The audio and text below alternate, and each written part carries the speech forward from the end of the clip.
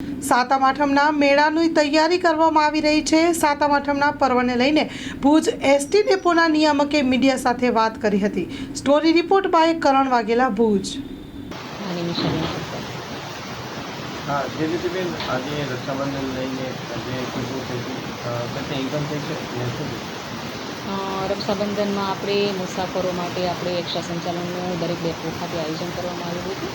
એમાં અંદાજિત 65થી ઉપર 70ની આસપાસ અંદાજિત જેટલી ટ્રીપો આપણે થઈ હતી અને 3,73,000ની આસપાસ અંદાજિત આવકે આપવાની હતી। સાથે સાથે સાતમ આઠમ પણ આવે છે, તો કઈ રીતનું આપણું આયોજન કરશું?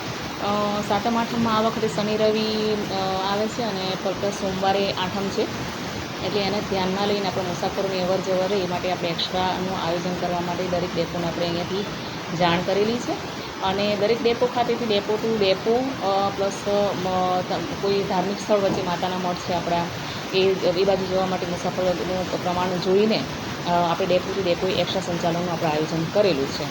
અને બીજું આપણે ઓનલાઈનમાં પણ જો ઓનલાઈનની પણ બસો જે છે આપણે જો પેક થઈ ગઈ હશે તો આપણે વધારાનું એમાં પણ આપણે એડ કરી અને એનું પણ આયોજન કરેલું।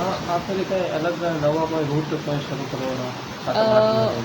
હા, એ મુસાફરોની રિક્વાયરમેન્ટ જો હશે તો આપણે એ પ્રમાણેનું આપણે એ રૂટ આપણે રાખીશું।